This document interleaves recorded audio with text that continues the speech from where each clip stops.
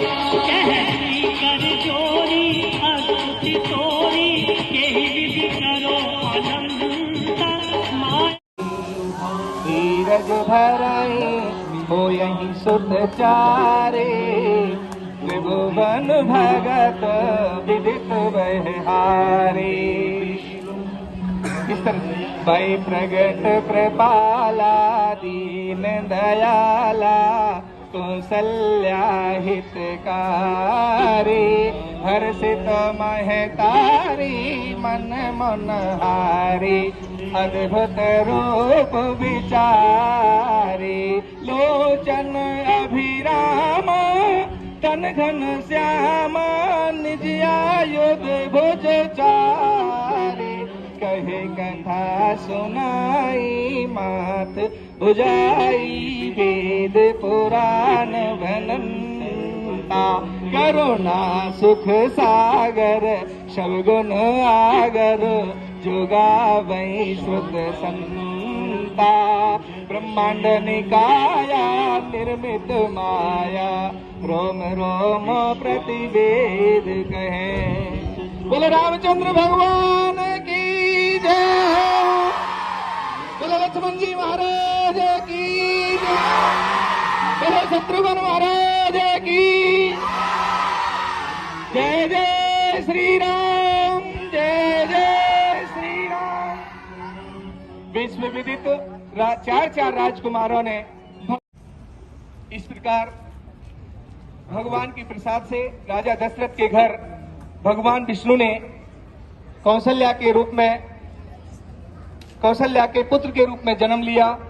वे राम कहलाए और कैकेयी ने एक पुत्र को जन्म दिया, वे भरत कहलाए और सुमित्रा ने 2 पुत्रों को जन्म दिया, वे लक्ष्मण और शत्रुघ्न नाम से जाने गए।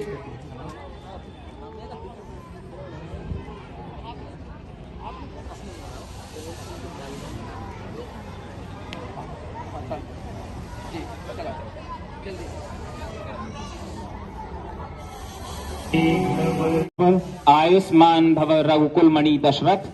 यदि मेरे पुत्रों की शिक्षा पूर्ण हो गई हो तो क्या मैं उनको अपने समक्ष ले जा सकता हूँ? जी, आपके पुत्र वेद प्रवीण, धनुर्विद्या में पारंगत, धर्मशास्त्र और राजनीति शास्त्र को जानने वाले हो गए हैं। निसंदेह ही यह आपके उत्तराधिकारी होने के पात्र हैं और इन्होंने राजनीतिक शास्त्र और धर्मशास्त्र को सही से अपने मन में गूढ़न कर लिया है, सही से जान लिया है। तो आज्ञा गुरुवर। यथा आदेश, आप इन्हें ले जा सकते हैं राजन। चलो पुत्रों। आयुष्मान भव। इस तरह से राजा दशरथ जी अपने 4 पुत्रों को शिक्षा दीक्षा के उपरांत राजमहल में लेकर के प्रस्थान कर रहे हैं। इधर मुनि विश्वामित्र राजा दशरथ के महल में पधारे हैं। राजा दशरथ महलों में पुत्रों के साथ विराजमान हैं और यहां आगमन होता है विश्वामित्र जी का। ऋषिवर विश्वामित्र पहुंचे राजमहल में।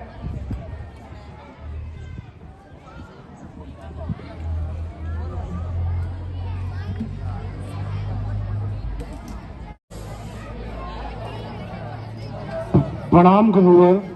आयुष्मान भव। हे राजन, मैं तुमसे तुम्हारे पुत्र राम को मांगने आया हूँ। महर्षि, मैं कुछ समझा नहीं। राजन, तुम्हारा पुत्र राम परम ओजस्वी है। राम हम सब ऋषियों के साथ जाएगा, वो राक्षसों से हमारी रक्षा करेगा।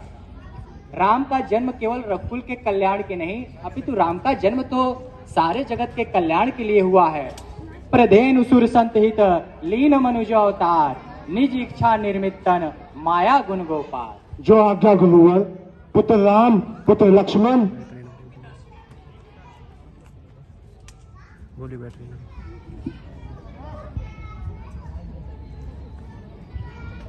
प्रणाम गुरुवर। प्रवेश से आकर के वे राजकुमार दुष्ट दानवों का नाश कर रहे हैं और यज्ञ हवन आदि की रक्षा का भार लेकर के ऋषि की सेवा में अर्पित है। राम जिस प्रकार इस वन में विभिन्न प्रकार के पुष्प हैं और कांटे भी हैं, उसी प्रकार जीवन में विभिन्न प्रकार के पुष्प कांटे दोनों होते हैं। हमें कांटों को देखते हुए केवल जीवन निर्वाह नहीं करना चाहिए। ये देखो राम, ये गौतम ऋषि की पत्नी अहल्या की कुटिया है। नियति ने इसी बात को तय किया है। राम के आगमन से ही अहल्या का उद्धार होगा। जाओ राम, अहल्या का उद्धार करो। तो आपकी आज्ञा गुरुवर।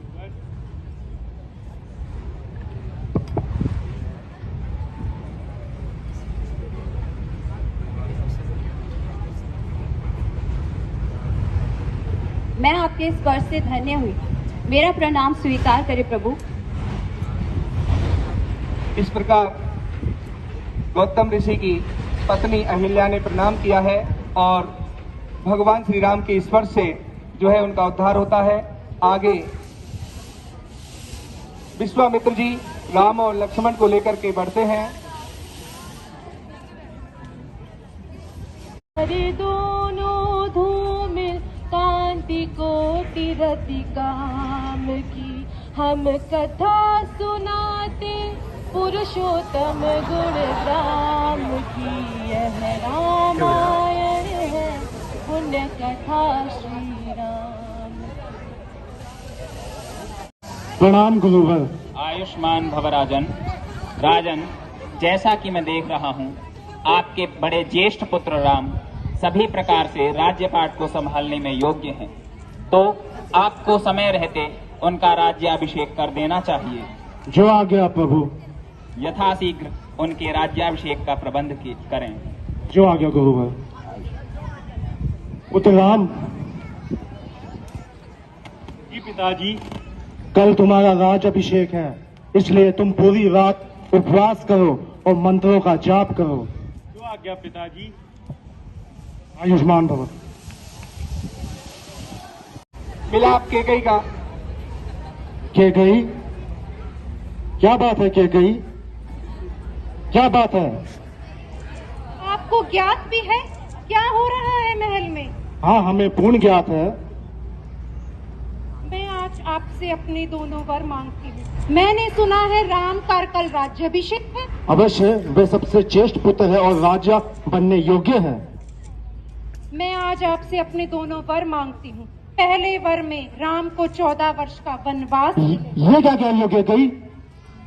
राजा, मेरा दूसरा वर ये है कि भरत राम की जगह भरत का राज्याभिषेक हो। तुम कुछ और मांग लो गई, परंतु ये तो असंभव है। नहीं राजन, आप भूल चुके हैं क्या? रघुकुल की रीत है ये, प्राण जाए पर वचन न जाए। हो रघुकुल रीत सदा चल आई।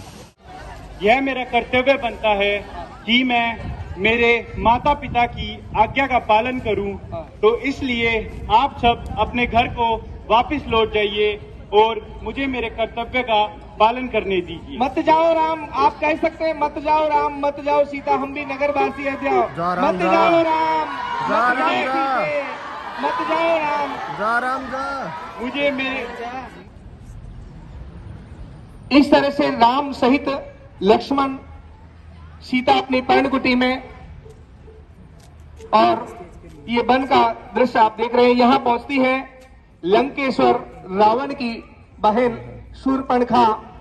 शूर्पणखा जो खर और दूषण की बहन है, वे किस तरह से प्रणय निवेदन कर रही हैं, राम को देखकर आकर्षित हुई हैं और प्रणय लीला के लिए हाजिर हुई हैं।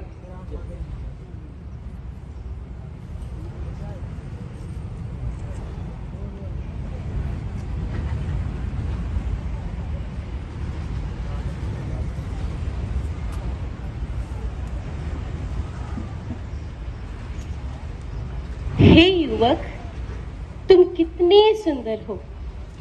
मुझे तुम्हें देखकर तुमसे प्रेम होने लगा है। मुझसे शादी करोगे? Not interested. हे सुंदरी, मैं आपसे क्षमा चाहूंगा। मैं पहले से ही विवाहित हूँ। कोई नहीं, आप विवाह का प्रस्ताव मेरे छोटे भाई लक्ष्मण से रखिए। अच्छा, लक्ष्मण कहीं बना भैया। हे युवक, तुम तो अपने भाई से भी ज्यादा सुंदर हो। क्या तुम मुझसे विवाह करोगे? हे गजगामनी, मैं तुमसे विवाह नहीं कर सकता, क्योंकि मैं श्री राम का सेवक हूँ। क्या आपको एक सेवक की पत्नी होना स्वीकार है?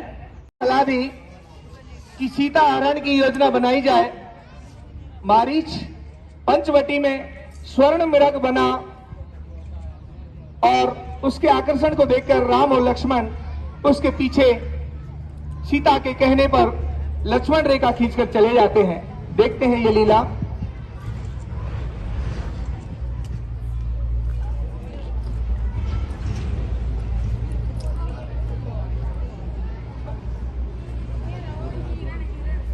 इस तरह ये स्वर्ण हिरण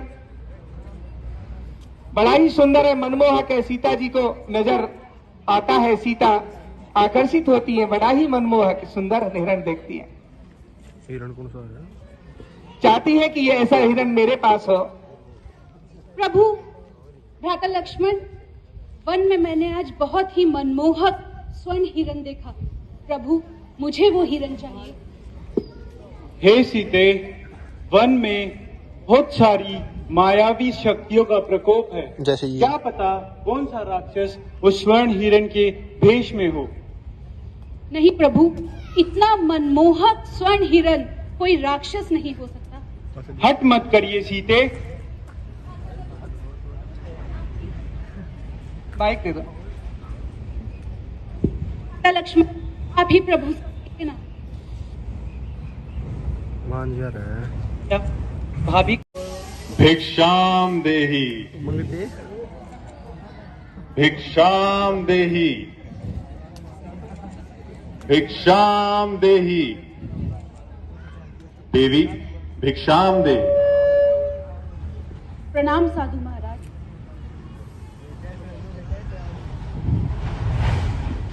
देवी, मैं बंधी हुई भिक्षा नहीं लूंगा। अगर आपको भिक्षा देनी है तो बाहर आके दो, अन्यथा रहने दो। हे साधु महाराज, मैं आपको बाहर आके भिक्षा अवश्य देती, परंतु मुझे इस रेखा से बाहर आने की अनुमति नहीं है। तो ठीक है। साधु को खाली साधु को खाली हाथ भेजने से व्यक्ति पाप का भागीदारी बनता है और ये एक ब्राह्मण का अपमान है। ठहरिए साधु। इस तरह सीता मां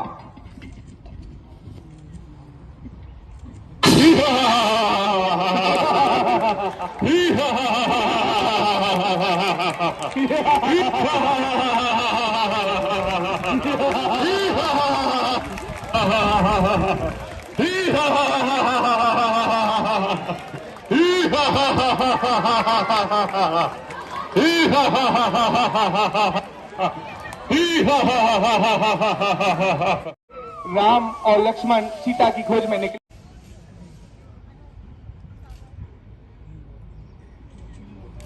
हाँ जी। अखियों में पानी राम भक्त ले चला रे राम की निशानी, राम भक्त ले चला रे राम की निशानी।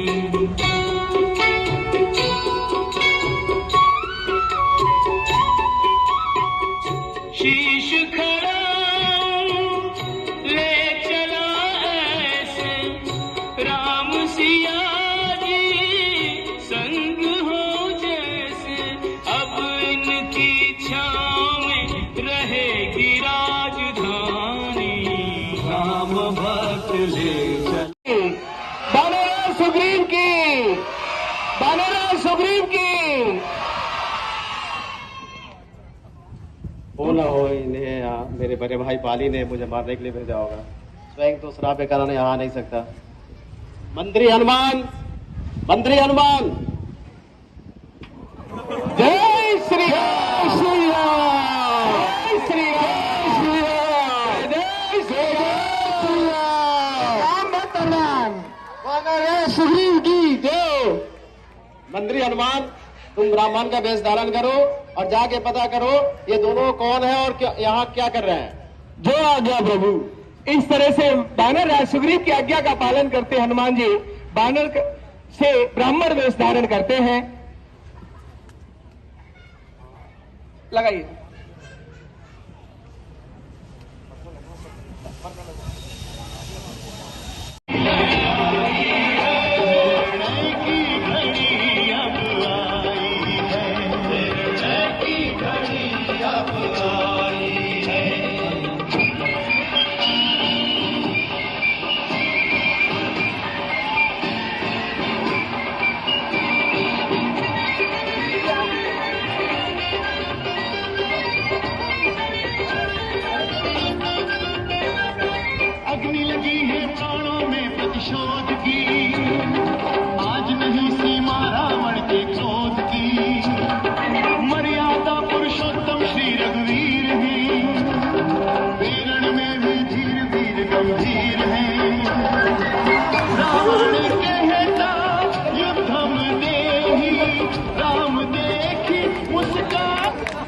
इस तरह यह राम रावण के आमने सामने सेना भिड़ी और अंत में अयोध्या के राजा रघुकुल नंदन श्री राम जी की जय हुई है और यहाँ लंका अधिपति लंकेश्वर रावण हार चुके हैं, मृत्यु हो चुकी है रावण की। और फिर से राम ने लक्ष्मण को आदेश किया है कि ये बहुत विद्वान परम ज्ञानी है, ब्राह्मण है, और इनसे जाकर के कुछ शिक्षा और धर्मशास्त्री मुख से निकला जो लक्ष्मण ने धारण किया, और वे तो साक्षात प्रभु श्री राम के चरणों में हमेशा सेवा में रहते हैं। प्रिय दर्शकों, यह लीला यहाँ तक ही रची गई है और इसके पश्चात पुनः फिर राम और लक्ष्मण और सीता सहित जो है अयोध्या में प्रस्थान करेंगे। इधर रावण के अंतिम संस्कार की तैयारियां होती हैं, राजमहल में शोक छाया हुआ है। चंद्र की मैं अनुरोध करूंगा इस दिव्य झांकी सहित आदरणीय महोदया जी उपस्थित हो। हाँ, और सभी पात्र बाहर आ जाएं और संयुक्त फोटो के लिए यहाँ आप उपस्थित हो। सभी जितने भी पात्र हैं जिन्होंने अपना चरित्र धारण किया है वे सब आ जाएं, उपस्थित होंगे। ये दिव्य आरती के लिए लव कुश आ जाओ, लव कुश बैठ जाएंगे। सब देवी देवता विष्णु जी, श्री शिव और पार्वती, जितने भी देवताएं हैं वे सभी यहाँ उपस्थित हो।